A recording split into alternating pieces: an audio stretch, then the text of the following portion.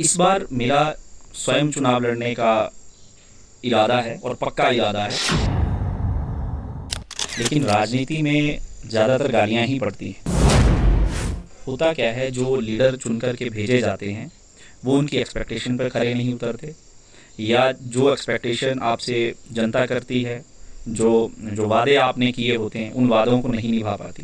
जो चीज़ हम कर नहीं सकते उसके लिए मत बोलिए, बोलिए वही जो आप कर सकते हैं। लेकिन पंचायतों में जब वो पैसा आता है तो हमारे प्रतिनिधि या कुछ लोग कोई कहीं ना कहीं उस पैसे को यूटिलाइज सही जगह से नहीं कर पाते, या पंचायतों में वो चीज़ें नहीं पहुंचा पाते। जो कैपेबिलिटी, जो एबिलिटी, जो स्ट्रेंथ, जो एनर्जी आज युवाओं में है, और जो जिस एनर्जी से युवा आज इस उम्र में काम कर सकता है, वो शायद ही वो 40 प्लस या 50 प्लस के बाद उतनी एनर्जी से काम कर पाएगा। युवा किसी युवा को चुनना चाहते हैं तो ऐसे युवा को चुनिए जिसे काम करने का एक्सपीरियंस है, ना ही लालच होता। तो हम शायद आज किसी की चमचागिरी करके, किसी के पैरों में पड़ करके, या किसी के साथ कहीं पे जॉब पैसा कमाने के लिए कहीं जा सकते थे। हमारे पास ऑप्शंस थे, लेकिन हमने राजनीति को इसीलिए चुना है कि हम अपने युवाओं की जो समस्याएं जो हमारे क्षेत्र में आ रही हैं उसे ईमानदारी के साथ करेंगे। नमस्कार, आप देख रहे हैं जोगिंदरनगर समाचार और आज हमारे साथ बातचीत के लिए मौजूद हैं एक ऐसे युवा नेता जो कहीं मेले पे जाते हैं तो वहाँ पर इनके एक आग्रह पर मात्र 10 मिनट के अंदर अंदर हज़ारों की जो मदद के लिए रुपए इकट्ठे हो जाते हैं। मेरे साथ मौजूद है बातचीत के लिए धीरज सूद। सबसे पहले धीरज भाई, आपका बहुत बहुत स्वागत है। धन्यवाद अंकित जी। धीरज भाई, जैसा कि मैं देख रहा हूँ कुछ दिनों से आपका सोशल मीडिया, आपकी फेसबुक पर भी DP बदल चुकी है, राजनीति नई सेवा, इस तरीके की बातें आपकी हो रही है, तो क्या चुनाव लड़ने का मन है? जी हाँ, इस बार मैं आपसे कहना चाहता हूँ कि राजनीति में हम बहुत लंबे समय से हैं। छात्र राजनीति में भी, हमने कॉलेज में भी छात्र राजनीति में ही रहे हैं, लेकिन इस बार मेरा स्वयं चुनाव लड़ने का इरादा है और पक्का इरादा है, क्योंकि युवाओं की आवाज़ के लिए हमने पहले भी बहुत से लोगों को चुनाव लड़ा करके आगे भेजा है। हमारे बहुत से युवा भाई आज आगे गए हैं, लेकिन जो चीज़ें हम अपने लोकेलिटी में, अपने एरिया में करवाना चाहते हैं, जिस तरह की डेवलपमेंट हम चाहते हैं, जिस तरह के युवाओं का साथ और युवाओं के लिए हम कुछ करना चाहते हैं, वो चीज़ें कहीं ना कहीं वो दूसरों के भरोसे नहीं हो पाती। तो इसलिए मैं चाह रहा था कि युवाओं के लिए, अपने भाइयों के लिए, और इस क्षेत्र की जो मुख्य प्रमुख आवाज़ें हैं, जैसे यहाँ के प्रमुख कार्य हैं, उन कार्यों को करवाने के लिए मैं राजनीति में आना चाहता हूँ। धीरज भाई, जैसा कि समाज सेवा के क्षेत्र में तो आप बहुत लंबे टाइम से हैं जी। समाज सेवा में जब होते हैं तालियां बजती हैं, राजनीति में जब जाते हैं ना तो आलोचनाएं भी होने लगती है, तो क्या आप उन आलोचनाओं के लिए भी तैयार हैं? जी बिल्कुल। समाज सेवा कहा जाए, समाज सेवा जब आप करते हैं तो लोग आपके लिए तालियां बजाते हैं, ये बहुत सही कहा आपने। लेकिन राजनीति में ज़्यादातर गालियां ही पड़ती हैं, इस बात से मैं पूरी तरह सहमत हूँ। क्यों पड़ती है? क्योंकि लोगों की आशाएं और लोगों की जो एक्सपेक्टेशंस है किसी भी लीडर से बहुत ज़्यादा हो जाती हैं। लेकिन होता क्या है, जो लीडर चुन कर के भेजे जाते हैं वो उनकी एक्सपेक्टेशन पर खरे नहीं उतरते, या जो एक्सपेक्टेशन आपसे जनता करती है, जो वादे आपने किए होते हैं उन वादों को नहीं निभा पाती। बेसिकली मैं आने वाले चुनावों में कोशिश करूँगा, एक तो झूठे वादे ना करूँ, बड़ी बड़ी बातें ना करूँ, और मैं करता भी नहीं हूँ। क्योंकि हमारी प्रैक्टिकल लाइफ में अगर आप देखेंगे तो प्रैक्टिकल चीज़ें ये है कि हमारे क्षेत्रों में अभी तक हमारी बेसिक चीज़ें ही पूरी नहीं हुई हैं। अगर आप देखें हमारी पंचायतों में, तो अभी तक कुछ पंचायतों में शमशान घाट तक भी ढंग से नहीं बने हैं, जहाँ हम अपना अंतिम क्रियाक्रम करते हैं। वहाँ लोगों के खड़े होने की व्यवस्था नहीं है, शमशान घाट में जलाने की व्यवस्था नहीं है। और कई पंचायतों में, हमारे गाँव तो ऐसे हैं जहाँ पर शमशान घाट अंतिम संस्कार भी नालों में या खड्डों में किया जाता है, और जहाँ आज तक प्रॉपर तरीके से शमशान घाट नहीं बनाए गए हैं। तो बड़ी बड़ी बातें करने का कोई फ़ायदा नहीं है। जो चीज़ हम कर नहीं सकते उसके लिए मत बोलिए, बोलिए वही जो आप कर सकते हैं। और जनता से ये कहिए कि उनके जो बेसिक एजेंडाज़ हैं, जो हमारी बेसिक नीड की चीज़ें हैं, जो हम कर सकते हैं, जो चीज़ें अभी तक पेंडिंग पड़ी हुई हैं, जो चीज़ें अभी तक पंचायतों में नहीं हैं, पहले उन चीज़ों का हल निकालेंगे। उसके बाद आगे के जो भी बड़े मुद्दे रहेंगे, जो भी हमारी दिक्कतें रहेंगी, उसको हम ज़रूर सरकार के सामने उठाएंगे। इस चीज़ का मैं वादा कर सकता हूँ। तो जैसा कि आपका मन है अब पंचायती राज चुनावों में उतरने का, तो आपके हिसाब से जो गाँव की समस्याएं हैं, सबसे ज़्यादा परेशानी गाँव में किस चीज़ की है? बेसिक सुविधाओं की, जैसे सड़क, स्वास्थ्य, शिक्षा, बिजली, ये ऐसी है, ये बेहतर नेतृत्व की कमी के कारण ये परेशानी है? देखिए, सरकार कोई भी हो, पंचायतों में कभी भी हम कहें फंडिंग की कमी है, या हम हर सरकार अपने लिए योजनाएं बनाती है और उन योजनाओं को चलाती है।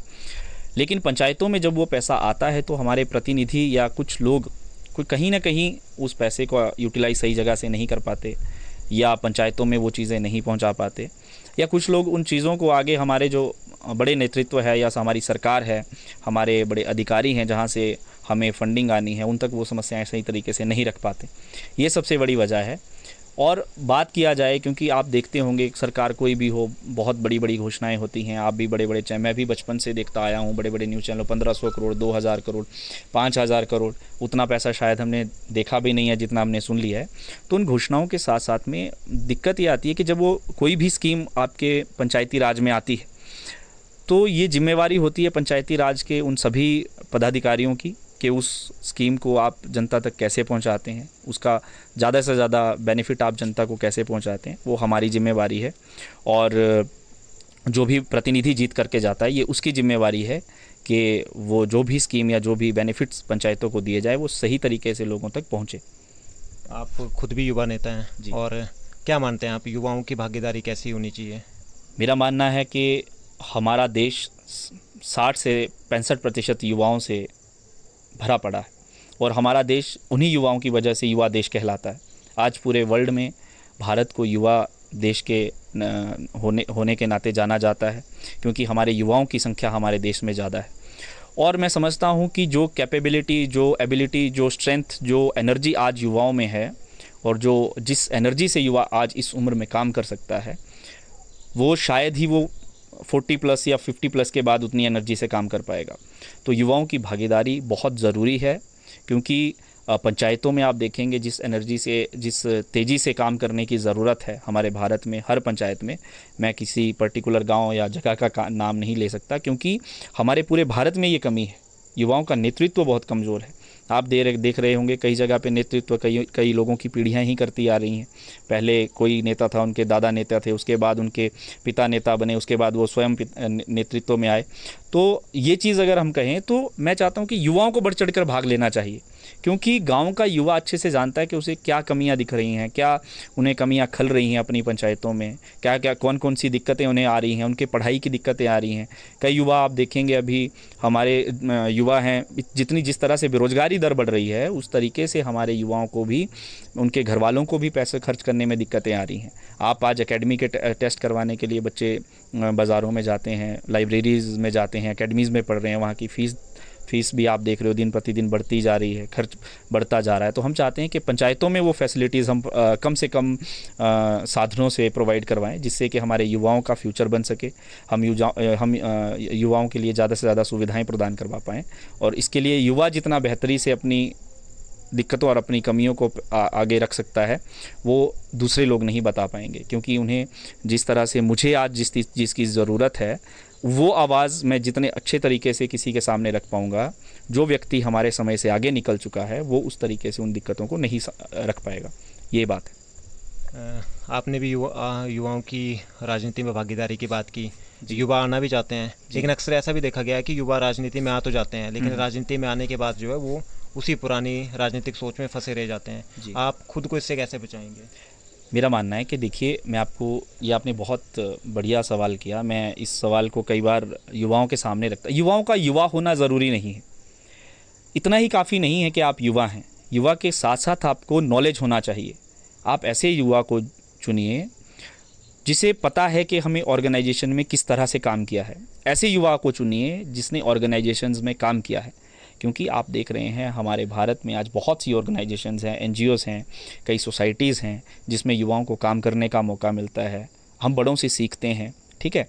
और जो युवा आपका निष्पक्ष भाव से काम करने की भावना रखता है, उसको आप, कोई भी व्यक्ति हो, किसी भी व्यक्तित्व को आप देखेंगे, कभी बैठेंगे 5 मिनट बैठेंगे तो आप व्यक्ति की व्यक्तित्व को पहचान लेंगे। उसी तरह से मैं कह रहा हूँ कि युवा, जितने भी युवा हैं, अगर युवा किसी युवा को चुनना चाहते हैं तो ऐसे युवा को चुनिए जिसे काम करने का एक्सपीरियंस है, जिसे पता है कि मुझे क्या करना है, जिसके पास विज़न है। पहले आप उसके विचार सुनिए, वो करना क्या चाहता है। आप विचार से प्रभावित मत होइए, उसका प्रोसेस समझिए कि उस युवा के पास कोई स्कीम है, उसके पास कोई मास्टर प्लान है या कोई प्लान है उस चीज़ को, जो चीज़ वो कह रहा है उस चीज़ को किस तरह से वो इम्प्लीमेंट करेगा, आप उसके बारे में पूछिए। आप युवाओं से सवाल कीजिए। आपको जो युवा सक्षम होगा सवाल के जवाब देने में, जो युवा आपको बेहतरीन से अपने मास्टर प्लान को बताएगा, जो कोई भी स्कीम वो चलाना चाहता है, कोई भी चीज़ आपके सामने आपके क्षेत्र में लाना चाहता है, उसके बारे में बेटर एक्सप्लेनेशन जो कर पाएगा, वो डेफिनेटली उस व्यक्ति के माइंड में कोई ना कोई प्लान होगा, वो उसको इम्प्लीमेंट करेगा। और देखिए वादे तो अब आप देखते हैं पुरानी, जिस तरह से आपने कहा कि लोग पुरानी राजनीति से ग्रसित होते हैं, पुरानी राजनीति यही है कि वादे कुछ भी कीजिए, जब वास्तविकता में जीत करके आएंगे तो वो होगा नहीं होगा वो तब देखा जाएगा, ठीक है। लेकिन जो हम कह रहे हैं, हम उस बात को कितना प्रैक्टिकली कर सकते हैं, क्या वो होना संभव है या नहीं है, आप उस चीज़ को जांचिए, परखिए, हर युवा से पूछिए, जो भी आपके पास वोट मांगने आए, युवा हो, बड़ी उम्र का अधेड़ उम्र के व्यक्ति हो, लेकिन सोच अगर युवा है उनकी और वो करने की कैपेबिलिटी रखते हैं, वो आपके समाज में एक बेहतरीन विकल्प साबित हो सकते हैं, आपकी लोकल क्षेत्र के लिए, आपके पंचायतों के लिए कुछ अच्छा कर सकते हैं, तो उन लोगों को ज़रूर चुन करके लाइए। राजनीति में हर कोई आता तो ईमानदारी की सोच के साथ है, लेकिन लोग कहते हैं कि राजनीति में ईमानदारी जो है ज़्यादा देर टिकती नहीं है। आपको क्या लगता है, आप कितना टाइम टिक पाएंगे? देखिए ये बहुत ही डिफ़िकल्ट क्वेश्चन है मेरे लिए भी, और किसी भी राजनीति से आने वाले बैकग्राउंड से आने वाले व्यक्ति के लिए भी ये बहुत डिफ़िकल्ट क्वेश्चन आपने पूछा है। देखिए ईमानदारी से आना और किसी व्यक्ति की जवाबदेही तय करना, ये तब हो पाएगा जब हम किसी व्यक्ति से जीतने के बाद भी उसी हिम्मत और उसी जोश के साथ सवाल पूछें। जब वो व्यक्ति आपके पंचायतों में आता है तो सवाल पूछिए, जो वादे करके जा रहे हैं उस व्यक्ति से सवाल पूछिए कि आप जो वादा करके जा रहे हैं आप कितने समय में पूरा करेंगे। देखिए एक बात होती है कि मैं ये करूँगा ही करूँगा, एक बात करके जाते हैं कि मैं वादा करता हूँ कि मैं ये करूँगा, लेकिन क्या वो व्यक्ति उस और कोई काम कर भी रहा है, तो आप उसकी जवाबदेही तय कीजिए, आप लोग उनसे सवाल पूछिए। और दूसरी बात ईमानदारी की रही, तो मैं जिस बैकग्राउंड से आया हूँ, जिस बैकग्राउंड से मैं आ रहा हूँ, मैं भी एक गरीब परिवार से आपकी तरह नॉर्मल फैमिली से निकला हूँ, तो हर व्यक्ति अपने जीवन में बुरा टाइम देखता है और शायद मैंने वो बहुत जल्दी और कम उम्र में देखा है, ठीक है। तो बात रही अगर इतना ही लालच होता तो हम शायद आज किसी की चमचागिरी करके, किसी के पैरों में पड़ कर के, या किसी के साथ कहीं पे जॉब पैसा कमाने के लिए कहीं जा सकते थे, हमारे पास ऑप्शंस थे। लेकिन हमने राजनीति को इसीलिए चुना है कि हम अपने युवाओं की जो समस्याएं जो हमारे क्षेत्र में आ रही हैं उसे ईमानदारी के साथ करेंगे।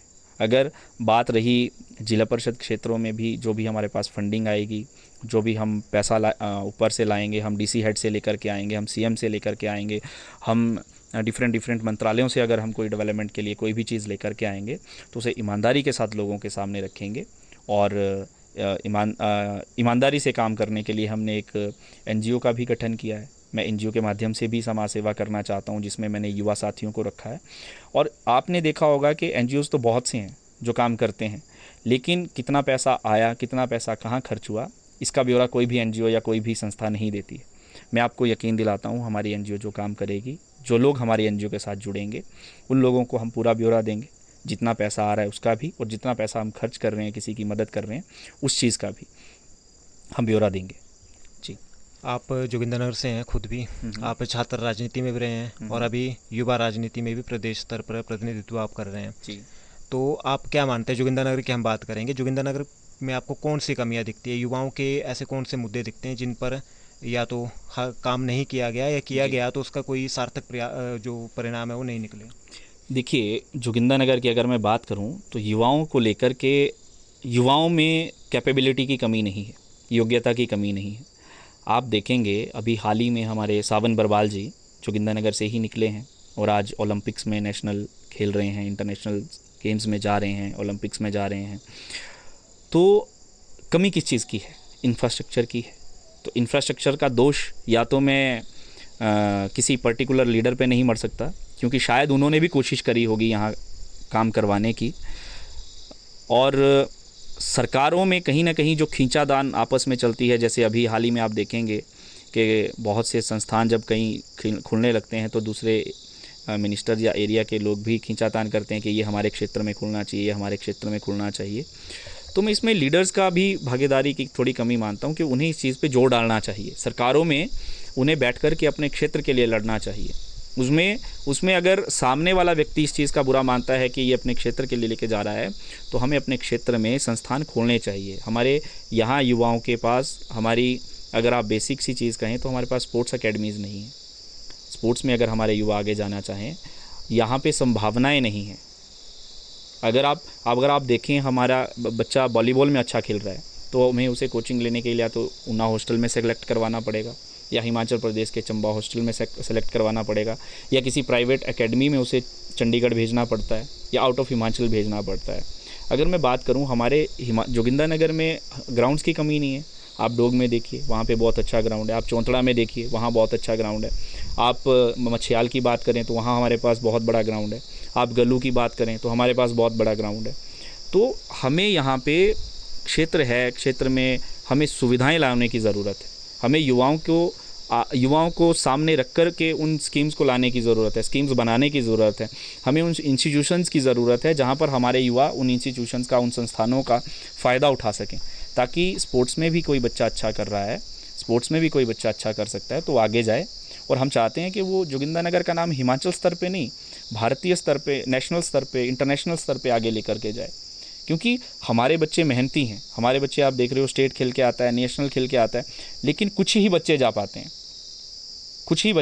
हैं। लेकिन जो बच्चा चाहता है, गरीब घर से कोई बच्चा है, वो उस बच्चे को कैपेबिलिटी है, उस बच्चे को आगे बढ़ने का मौका नहीं मिल पाता। क्यों नहीं मिल पाता? क्योंकि हमारे पास ना ही यहाँ पे ट्रेंड कोचेज़ हैं, ना ही हमारे पास कोचिंग एकेडमीज़ है जहाँ पर बच्चा अपने क्षेत्र के, अपने जो स्ट्रीम लाइन है जिसमें वो जाना चाहता है, उसको चूज़ कर पाए। अक्सर क्या होता है ना, लोग नेताओं के वादे सुन सुन के थक जाते हैं। आप राजनीति में उतरने वाले हैं, आप कोई ऐसा वादा या कोई ऐसी कोशिश जो आप पक्का निभा पाएंगे, क्या जनता से करेंगे? देखिए, मेरा बड़े वादों से तो मैं नहीं बोल सकता। बड़े बड़े वादे करने का कोई फ़ायदा नहीं है। मैं बड़े वादा करना भी नहीं चाहता। लेकिन मैं एक वादा करता हूँ कि हम कोशिश करेंगे कि अपने क्षेत्र में, अगर मैं अभी तो मेरा जो मूड बना है वो जिला परिषद के इलेक्शन लड़ने का है, और हमारे जिला परिषद क्षेत्र नेरघरवासड़ा में 17 पंचायतें आती हैं, और मैं कोशिश करूँगा कि मेरी हर एक पंचायत में एक छोटी सी लाइब्रेरी हो। लाइब्रेरी इसलिए हो क्योंकि कोई बच्चा जो एक्स्ट्रा बुक्स नहीं खरीद पाता है, या हमारे क्षेत्र में बच्चा बाहर से किताबें नहीं ला पाता है, उस बच्चे को ना जोगिंदरनगर आना पड़े, ना कहीं दूसरी जगह जाना पड़े। जो सेल्फ स्टडी बच्चा करना चाहता है वो अपनी ही पंचायत में बैठ करके अपने वहाँ पे पढ़ाई अच्छे से कर पाए। और जिम देखिए, आपने देखा होगा, हाल ही में हमारी सरकारों ने भी प्रत्येक पंचायत को जिम दिए, है ना। तो मैं चाहता हूँ कि पंचायत को जिम दिए, लेकिन उनके रखरखाव सही तरीके से हो, ताकि युवाओं का स्वास्थ्य के और भी ध्यान जाए, अपने हेल्थ की साइड भी कंसंट्रेट करे युवा। क्योंकि युवाओं को सबसे पहले तो, अगर आप शहर की बात करें, जोगिंदरनगर की बात करें, अगर आप प्राइवेट जिम में भी जाते हो तो वहाँ पे आपको मिनिमम जो फ़ीस ली जाती है वो 800 से 1000 रुपये की फ़ीस है, और वो हर बच्चा पे नहीं कर पाता है। तो मैं चाहता हूँ कि हमारी पंचायतों में जिम्स हों, एजुकेशन को लेके हमारे पंचायतों में लाइब्रेरीज़ हो। और मेरा एक छोटा सा ये ड्रीम है कि देखिए, हमारे एक सोच है जो हमारे माइंड में, गहन में कई बार आती है कि हेल्थ प्रॉब्लम्स को लेकर के हमारे गांव में बहुत दिक्कतें आती हैं। कई बार एम्बुलेंस से लेकर के दिक्कतें हैं, कई बार हमारे जो गरीब परिवार हैं वो बेचारे अपने पेशेंट्स को सही टाइम पे अस्पताल नहीं पहुंचा पाते हैं। ठीक है, तो मैं चाहता हूं कि हमारे 3-4 पंचायतों को मिला करके, या मैं चाहता हूं कि कुछ लोगों का समूह जुड़ करके, हमारे युवा जुड़ करके कोई इस तरह की एम्बुलेंस सेवा वहाँ पे प्रोवाइड करवाएं, जिसमें लोग मिनिमम तेल खर्च उठा करके भी उस सुविधा का लाभ उठा सकें, ताकि उनके मरीज़ टाइम पर हॉस्पिटल पहुँच सकें।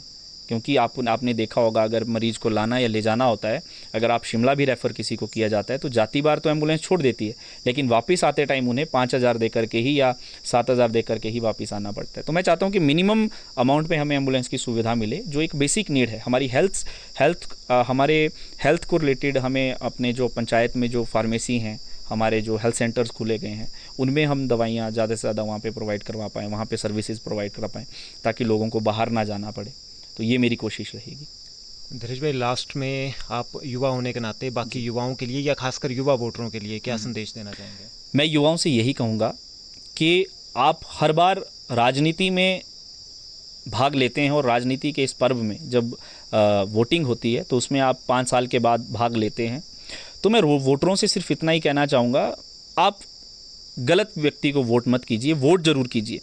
क्योंकि आपके वोट की बहुत बड़ी अहमियत है, जो आपके क्षेत्र के भविष्य को निर्धारित करेगी, जो आपके क्षेत्र के विकास को निर्धारित करेगी, जो आपके क्षेत्र में आने वाले विकास को संचालित करने वाले व्यक्ति को जब आप चूज़ करने वाले हैं तो बहुत समझ के साथ और ऐसे व्यक्ति को चूज़ करिए जिसके साथ आप फ्रेंडली कोई भी बात शेयर कर सकें। आपकी पंचायतों में कोई दिक्कत आ रही है, सबसे बड़ी बात है, मैं एक और बात आपसे कहना चाहता हूं कि हमारा युवा राजनीति से भागता है, हमारा युवा राजनीति से बचता है कि हम राजनीति में नहीं आना चाहते, हम राजनीति एक दलदल है।